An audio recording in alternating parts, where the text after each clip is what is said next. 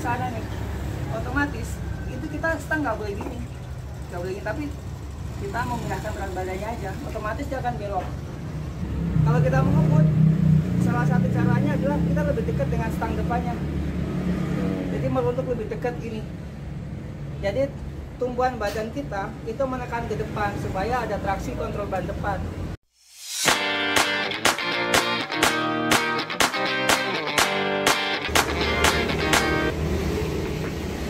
Ya, ketemu lagi dengan kami PD Channel.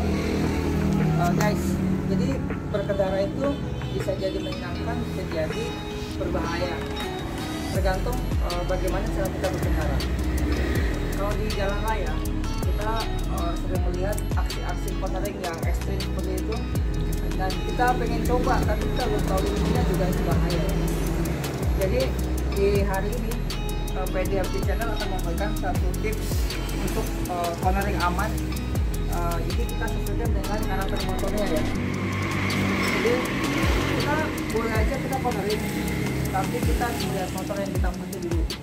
Jadi ada dua tipe motor ya. Motor sport, ini kategorinya motor sport yang sudah dibekali dengan upside down. Kalau kita lihat shocknya sudah upside down ya.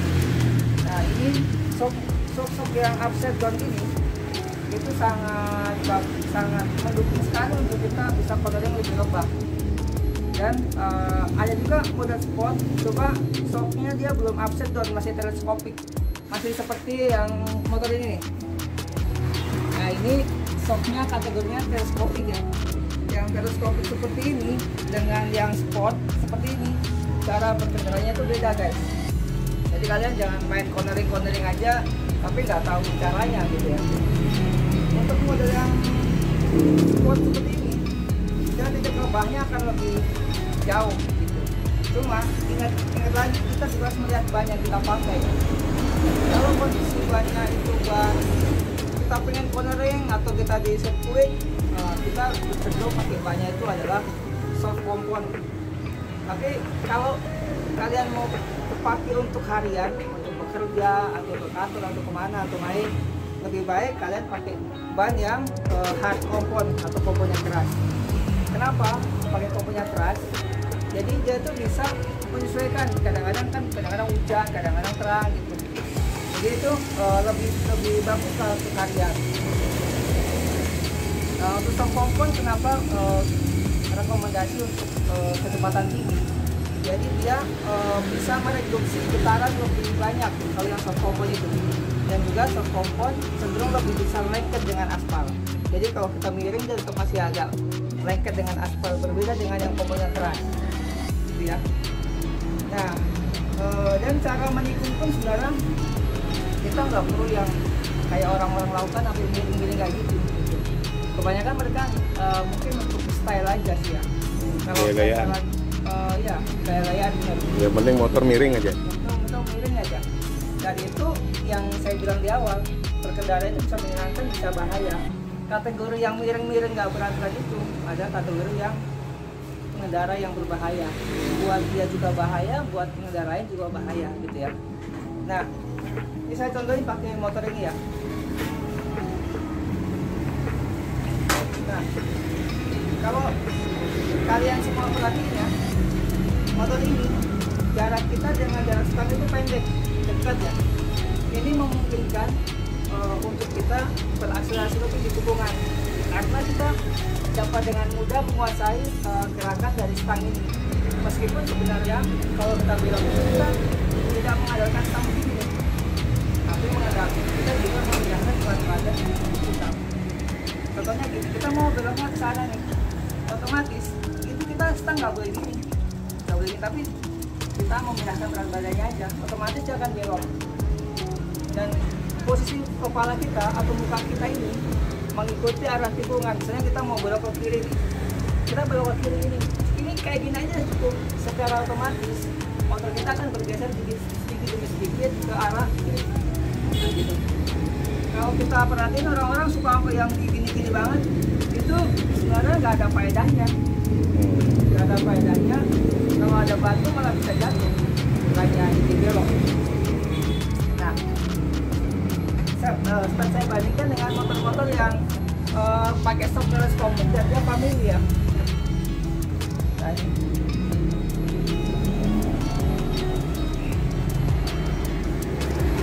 ini sebagai contoh yang motor-motor yang harian ya dengan shock teleskopik. Ini posisi duduk kita tuh tegak. Kalau yang tadi kan cenderung meruntuk ya, ini cenderung tegak. Maka cara pakai motornya pun beda. Jadi beloknya biasa aja gini aja. Sekalipun kita mau belok ya juga nggak boleh terlalu ekstrim, ini pasti jatuh karena posisi jarak badan dengan stang ini belum jauh. Ada kemungkinan di tikungan kita bakal melebar. Jadi kalau ngebut gimana tuh? Kalau kita mau ngebut, salah satu caranya adalah kita lebih dekat dengan stang depannya. Jadi meruntuk lebih dekat ini. Jadi tumbuhan badan kita itu menekan ke depan supaya ada traksi kontrol ban depan. Karena permasalahannya juga kan di suspensi teleskopik ini lebih kasar dibandingkan suspensi yang juga aseton. Dia bisa meredam getaran secara lebih bagus. Dan juga untuk motor-motor harian seperti ini sebenarnya sih ngebuat boleh, tapi sesuai sama ini aja, sesuai sama kebutuhan aja. Kecuali settingannya udah settingan balap. Nah, pasti ada yang nanya, itu balap punya kenceng-kenceng gitu. Nah, beda konsep ya guys. Jadi konsep motor balap yang dipakai di sirkuit adalah konsep motor yang sudah di set up. Jadi bukan motor harian atau tiba-tiba buat itu. Dia masih setting suspensi depan dan belakang, sudah disesuaikan sama berat badan si pengendara itu. Jadi untuk setting stok aja itu membutuhkan ukuran yang tepat untuk ukuran badannya untuk balap ini. Dan juga bahannya juga nggak mungkin pakai ban standar gitu ya. Itu gamblangnya gitu untuk motor standar ya. Kita balik lagi ke motor ini.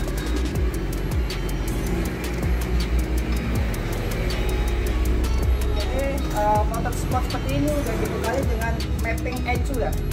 ECU-nya itu udah bisa mapping biarpun kita kenceng segala macam itu dia nggak bakal dia namanya tiba-tiba tanpa sebab jatuh, nggak mungkin. Karena secara pemakaian harian kita udah pasti gitu, dia kan baca mappingnya akan baca sesuai dengan kebiasaan kita mengendarai motor ini. Jadi kalau udah biasanya misalnya nikung biasanya seperti apa, kalau kita rasa nikung segitu tuh nggak jatuh ya nggak bakal jatuh ya gitu.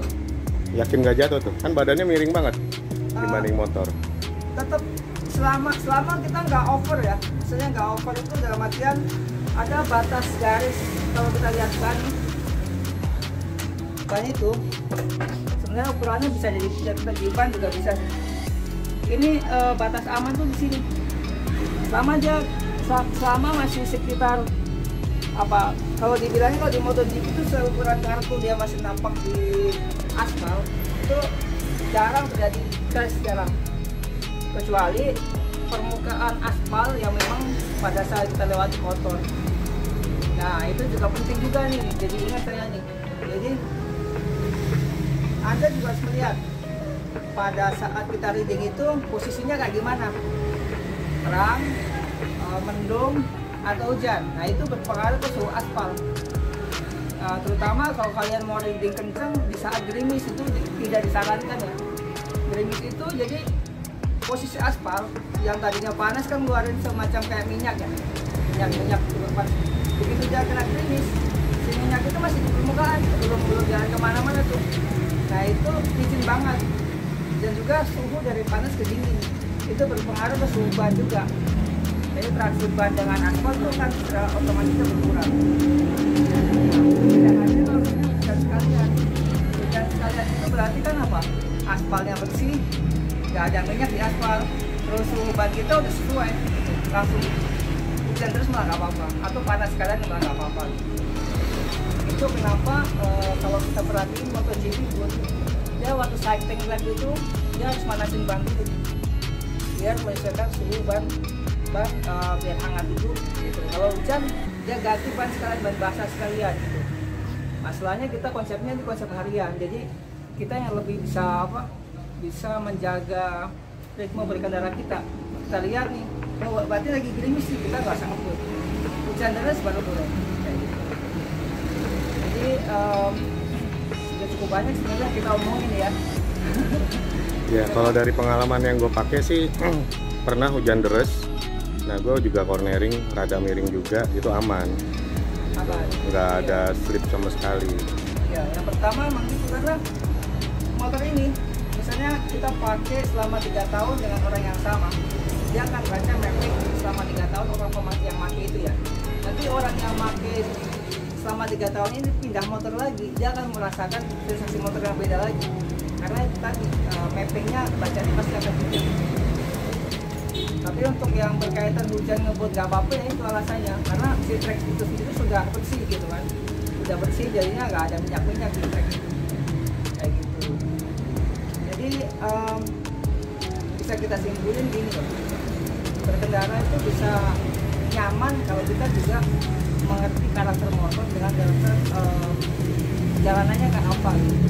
Terus settingan yang kita pakai mesti kayak gimana itu harus paham dulu. Terus motor yang kita pakai itu motor sport atau motor biasa karena akan beda makanya. Jadi ini yang bikin kita berkendara menyenangkan. Kalau yang berkendara jadi bahaya ya itu yang kita ceroboh itu cuma biarin orang jalan kencang kita ikutin kencang, cornering tapi kita nggak memahami kendaraan kita sendiri. Ya soalnya kalau misalnya dilihat kan ada, gue pernah lah motor sport kayak gini juga, cuma dia belok badan sama motor itu sejajar, jadi motornya miring, badannya miring. Nah itu aman nggak kira-kira? Sebenarnya itu nggak ada faedahnya yang pertama. Yang kedua cenderung berbahaya. Kenapa? Misalnya kita begini nih. Nah pas belokan. Motor kita sedang gini sama kayak gini. Nah kalau kita terjadi crash, itu yang berbahaya buat apa? Kaki sebelah yang di bawah itu bakal ketiban sama tuh motor. Nah ada lagi satu lagi gaya orang belok, motornya miring, badannya lurus. Pernah ngeliat kan di jalan? Nah itu lebih bahaya lagi karena gravitasi motor kan ke bawah, orangnya kayak naik di atasnya. Nah kayak gitu tuh. Gravitasi. Nah, ini kan kita gravitasi ya, dan plus ketiban sama orangnya itu lebih bahaya lagi. Nah jadi sering tuh di jalan ngeliat orang belok kayak begitu, motornya miring, badannya lurus gitu. Itu ngebut lagi dia. Jadi yang paling aman ya menurut saya sih sebagai pribadi yang suka main motor di jalan raya, terutama pakai motor standar ya. Kita kalau belok itu kita sesuaikan sama karakter lingkungan aja. Jadi kalau nggak perlu banget apa yang lebah banget juga jangan, buat apa gitu kan. Jadi kita cukup kita ngukurnya gampang sekarang. Pada saat kita berkendara kita cukup lihat tikungannya aja. Tikungan kita mendekat sama tempat agak merunduk ya tikungannya. Secara otomatis tuh motor akan belok ikutin apa yang kita lihat itu aja. Jadi kalau tikungannya tajam berarti kan semakin rebah dengan sendirinya. Kalau tikungannya nggak gitu tajam jadi ya nggak akan apa-apa banget. Jadi nggak akan kelihatan lebay-lebay juga di jalanan gitu. Iya. Jadi kalau ngeliat motor ini gaya-gayaan di jalan bukannya gaya-gayaan ya. Jadi emang seperti itu tekniknya. Iya. Jadi bukan badan sama motor yang sama ikut-ikutan miring atau motornya doang yang miring badannya tegak, enggak.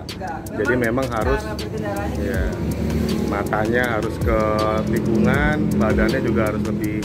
Nah, kalau untuk kekhawatiran jatuh sih enggak ya, karena ini emang udah dari akseleris ini juga udah pasti.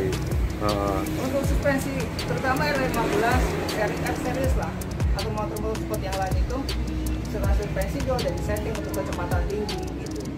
Jadi kalau kalian stabil. motornya udah sport, mahal dibeli tapi masih takut miring, takut jatuh. Jadi yang penting kan beli motor-motor yang gini aja, yang family aja gitu. Yeah. Jadi sebenarnya nggak ada alasan jadi takut nih kalau miring jatuh.